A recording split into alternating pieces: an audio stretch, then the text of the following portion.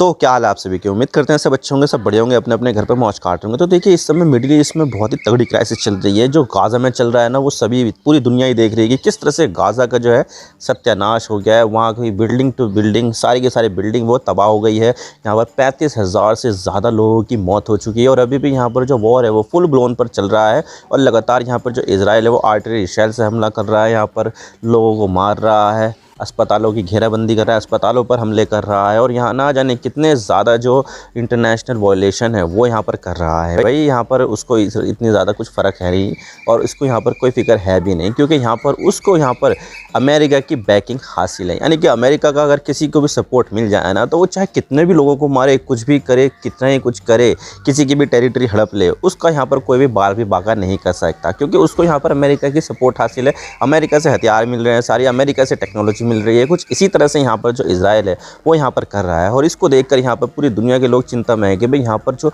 आंकड़ा पहुँच गया है ना मरने वालों का, वो काफ़ी ज़्यादा पहुँच गया। और भारत भी यहाँ पर इस चीज़ को लेकर काफ़ी ज़्यादा कंसर्न फील करता है कि भाई यहाँ पर ये जो चीज़ है वो काफ़ी ज़्यादा है। अब देखिए यहाँ पर अगर मैं कहूँ कि भाई इस चीज़ का पूरा सोल्यूशन क्या है, तो यहाँ पर सभी यहाँ पर का मानना है कि भाई यहाँ पर 2 स्टेट सॉल्यूशन होना चाहिए। कि भाई यहाँ पर एक देश यहाँ पर इजराइल जो यहूदी लोगों के लिए, और दूसरा देश होगा यहाँ पर फ़लस्तीन जो यहाँ पर अरब फ़लस्तीनियन लोग हैं उनके लिए होना चाहिए, जिसकी वजह से यहाँ पर जो चीज़ें हैं वो यहाँ पर सेटल हो जाएगी और यहाँ पर फ़लस्तीनियों को भी यहाँ पर सेल्फ डिटर्मिनेशन का मौका मिलेगा। और यही चीज़ जो है फ़लस्तीनियों की डिमांड है कि भाई हमें यहाँ पर अपना देश चाहिए, लेकिन यहाँ पर इजराइल इस चीज़ को मानता नहीं है। और अभी रिसेंटली यहाँ पर फ़लस्तीन जो देश है उसकी मान्यता दिलाने के लिए यहाँ पर फ़लस्तीन गया यूनाइटेड नेशंस जनरल असेंबली में, और उसके लिए यहाँ पर वोट कराया कि भाई हमें यहाँ पर फ़लस्तीन को एक देश मानना चाहिए या नहीं। तो ओवरवेलमिंगली यहाँ पर पूरी दुनिया ने इसका सपोर्ट किया और सिर्फ 9 देशों ने यहाँ पर इसको अपोज़ किया। 143 देशों ने यहाँ पर इसका सपोर्ट किया है, जिसमें इंक्लूडिंग इंडिया भी शामिल है। तो यहाँ पर 9 देशों ने इनका विरोध किया। और 9 देश कौन कौन से हैं? इजराइल तो ऑब्वियसली खुद होगा ही, इसके अलावा यहाँ पर जो अमेरिका है उसने भी यहाँ पर इसका विरोध किया कि भाई नहीं, फ़लस्तीन को यहाँ पर देश की मान्यता नहीं मिलनी चाहिए। और इसके लिए यहाँ पर, इसके अलावा यहाँ पर जो अर्जेंटीना है उसने, हंगरी ने, चेक रिपब्लिक ने और नॉर्वे, पलाऊ जो छोटे छोटे देश हैं उन्होंने यहाँ पर इसका विरोध किया है। तो यहाँ पर 9 देशों ने यहाँ पर इसका विरोध किया है और 143 देशों ने इसका सपोर्ट किया है। 26 देश यहाँ पर जो है एब्सटेन रहे। लेकिन यहाँ पर देखा जाए तो बहुत तगड़ी सपोर्ट मिल रही है फ़लस्तीन को एक देश के रूप में मान्यता दिलाने के लिए। लेकिन यहाँ पर इतनी ज़्यादा जब ओवरवेलमिंग सपोर्ट फ़लस्तीन को मिली तो यहाँ पर इजराइल बहुत ज़्यादा भड़क गया कि भाई ये कैसे कर रहे हो तुम, यहाँ पर इसको फ़लस्तीन को देश की मान्यता कैसे दे रहे हो, यहाँ पर भाई ये सही नहीं है। और इसके अलावा यहाँ पर बहुत ज़्यादा भड़क गए फ़लस्तीन के जो एम्बेसडर है यूनाइटेड नेशन में वो, और उन्होंने यहाँ पर ये तक कह दिया कि शेम ऑन यू, जिन्होंने यहाँ पर इसको सपोर्ट किया ना उनको यहाँ पर शेम ऑन यू कह दिया। और इसमें यहाँ पर इंडिया भी शामिल है, यानी कि यहाँ पर इजराइल सीधे तौर पर यहाँ पर इंडिया को शेम ऑन यू कह रहा है। तो आज इसके बारे में पूरी डिटेल के साथ बात करते हैं कि भाई यहाँ पर जो फ़लस्तीन को यहाँ पर इतना ज़्यादा सपोर्ट मिला है उसका यहाँ पर क्या मतलब है, क्यों यहाँ पर अमेरिका विरोध कर रहा है, क्यों यहाँ पर इजराइल विरोध कर रहा है और यहाँ पर क्यों भारत सपोर्ट कर रहा है। तो आज इसके बारे में पूरी डिटेल के साथ बात करते हैं। लेकिन उससे पहले अगर आप चैनल पर नए हो ना तो चैनल को सब्सक्राइब जरूर कर देना, वीडियो को चाहे लाइक करो या डिसलाइक करो, लेकिन चैनल को सब्सक्राइब जरूर कर देना। तो चलिए वीडियो का आगाज़ करते हैं। तो देखिए यहाँ पर इजराइल और फ़लस्तीन का इशू ऐसा है कि भाई यहाँ पर 1948 से यहाँ पर ये जो इशू है वो चलता आ रहा है और इसको लेकर यहाँ पर कई सारे वॉर भी देखने को हमें मिले हैं। जिस तरह से यहाँ पर जो इजराइल है वो बना था वो भी काफ़ी ज़्यादा कंट्रोवर्शियल है, क्योंकि यहाँ पर देखा जाए तो जब सेकेंड वर्ल्ड वॉर में यहाँ पर यहूदियों को मारा जा रहा था तो तब यहाँ पर यहूदियों को एक देश की ज़रूरत महसूस हुई और उन्होंने यहाँ पर किसको चुना? फ़लस्तीन को चुना कि भाई यहाँ पर जो है उनको मारा जा रहा है तो यहाँ पर किस तरह से यहाँ पर वो फ़लस्तीन में आ सकते हैं। ये भी काफ़ी ज़्यादा कंट्रोवर्शियल है, क्योंकि ये जो समस्या थी वो यूरोप की समस्या थी। लेकिन यहाँ पर जो यूरोप है उसने यहाँ पर यह समस्या कहाँ पर डाल दी? मिडिल ईस्ट में डाल दी, फ़लस्तीन के ऊपर डाल दी कि भाई यहाँ पर जो है ये जो मुसीबत है हम यहाँ पर झेल नहीं पाएंगे, इसको तुम यहाँ पर रख देते हैं हम। तो इस तरह से यहाँ पर जो फ़लस्तीन है वो यहाँ पर जो देश है उसकी तो कोई बात नहीं करता, लेकिन यहाँ पर इजराइल को यहाँ पर बनाने में यहाँ पर पूरी तरह से यूरोप का हाथ है। उन्होंने यहाँ पर पूरी तरह से सपोर्ट किया, यहाँ पर उन मिलिशियाज़ को भी यहाँ पर हथियार प्रोवाइड किए जिन्होंने यहाँ पर फ़लस्तीनियों को मारा था अपना जो देश है उसको बनाने के लिए। तो यहाँ पर ये चीज़ें चल रही हैं और यहाँ पर अभी देखा जाए तो जो फ़लस्तीन है वो यहाँ पर अभी भी एक पूरी तरह से देश बना नहीं है, क्योंकि यहाँ पर अगर देश किसी देश एक जगह को अगर किसी कोई देश बनाना है तो ये भी होना चाहिए कि भाई दूसरे देश भी उसको एक देश माने।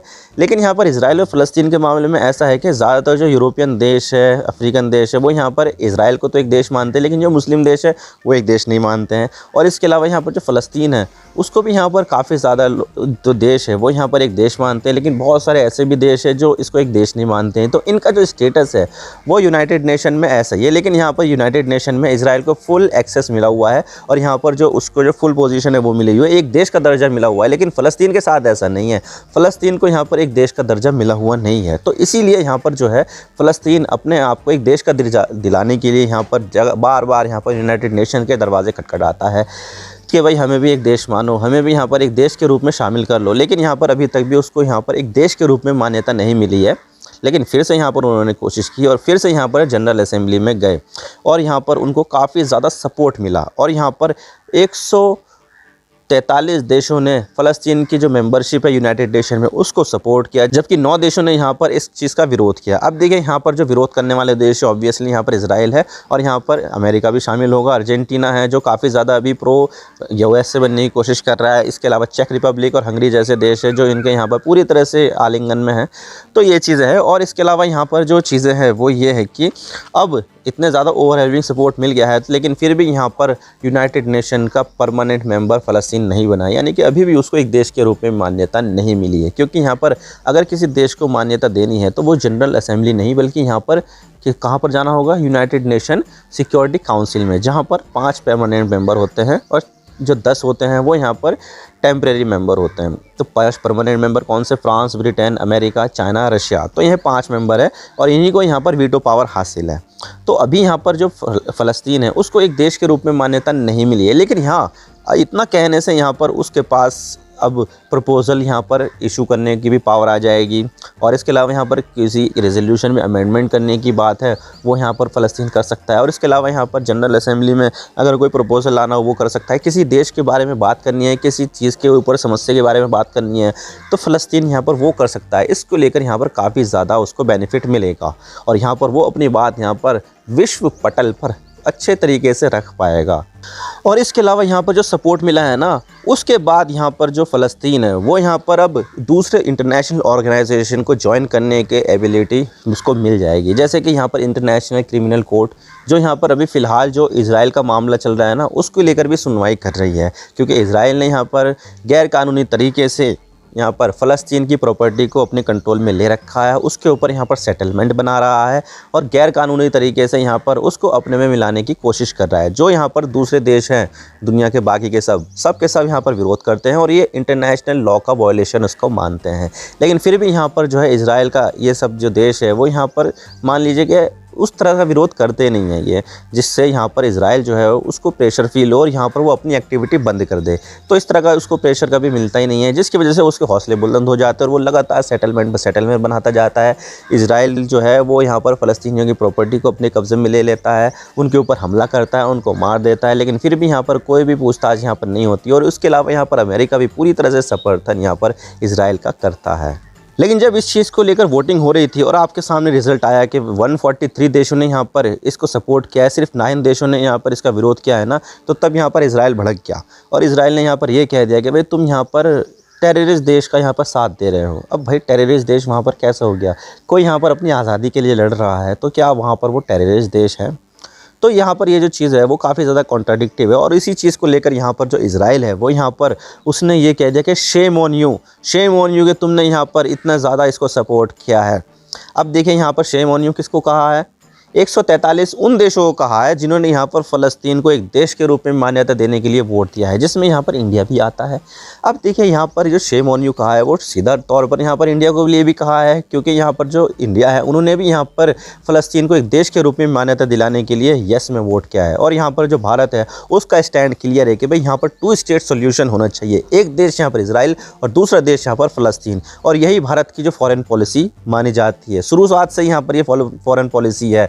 और भारत यहाँ पर ये चाहता है कि भाई फ़लस्तीन एक देश के रूप में उसको यहाँ पर मान्यता हासिल कर ली जाए। और भारत यहाँ पर कई बार यहाँ पर फ़लस्तीन का सपोर्ट भी करता है और भारत हमेशा से यहाँ पर ह्यूमैनिटी को सपोर्ट करता है, क्योंकि देखा जाए तो यहाँ पर इतने ज़्यादा लोगों की मौतें हो चुकी है गाज़ा में वॉर की वजह से कि भाई यहाँ पर जो इजराइल को जो सपोर्ट मिलने वाला था वो भी यहाँ पर लगातार कम होता जा रहा है। बहुत सारे जो देश है वो यहाँ पर इजराइल की आलोचना कर रहे हैं, उसके ऊपर प्रेशर डाल रहे हैं, लेकिन अभी तक भी इजराइल बाज नहीं आ रहा है।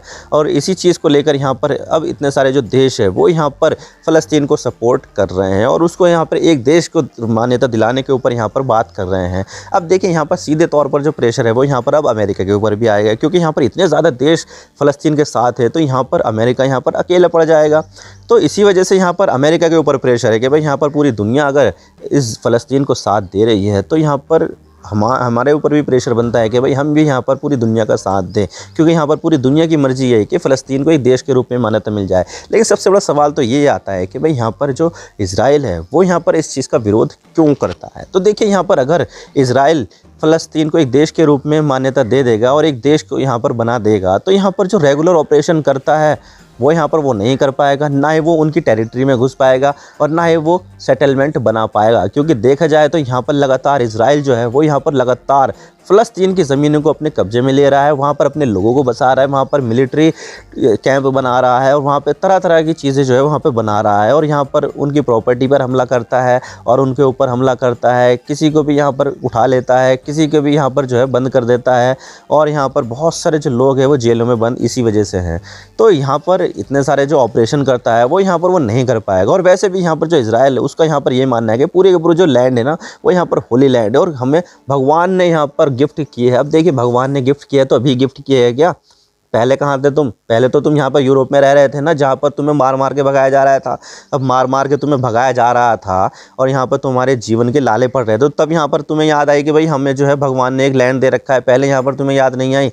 तो यहाँ पर जो चीज़ें है वो यहाँ पर काफ़ी ज़्यादा जो है कॉन्ट्राडिक्टिव है, बहुत ज़्यादा जो है कॉन्ट्रोवर्शियल चीज़ें हैं। और देखिए यहाँ पर जो अमेरिका जो इजराइल को इतना सपोर्ट करता है उसने आयरन डोम बनाने के लिए पैसे दिए, टेक्नोलॉजी दी, उसको F-35 जो है विमान जो दुनिया का सबसे ज़्यादा एडवांस फाइटर जेट माना जाता है वो दिया, बहुत सारे गोले बारूद दिए, मिसाइल दिए और बहुत सारी टेक्नोलॉजी यहाँ पर इजराइल को दी है। और इसके पीछे साफ साफ ये वजह है यहाँ पर जो इजराइल की जो लॉबी है ना अमेरिका में वो बहुत ही ज़्यादा मजबूत है। इजराइल के जो लोग हैं बैंकिंग में बहुत ज़्यादा मिलेंगे, यहाँ पर सरकार में बहुत ज़्यादा मिलेंगे, दोनों पॉलिटिकल पार्टियों में यहाँ पर मिलेंगे, डेमोक्रेटिक पार्टी में भी और रिपब्लिकन पार्टी में भी यहाँ पर यहूदी जो है वो काफ़ी ज़्यादा मिलेंगे। और अमेरिका में जो यहूदी है ना वो काफ़ी ज़्यादा पैसों वाले माने जाते हैं, बहुत ज़्यादा अमीर माने जाते हैं ये और इनके पास बहुत ज़्यादा पैसा है। तो वो जो पैसा है वो उसका इस्तेमाल यहाँ पर पॉलिटिकल इन्फ्लुएंस के लिए भी करते हैं। वही पैसा दिया, रिपब्लिकन पार्टी को भी बहुत दबा के पैसा दिया, डेमोक्रेटिक पार्टी को भी बहुत ज़्यादा दबा के पैसा दिया, ताकि यहाँ पर जो ये दोनों पार्टियां हैं वो यहाँ पर इजराइल के फेवर में काम करती रहे। तो ये जो फेवर है वो कैसे दिया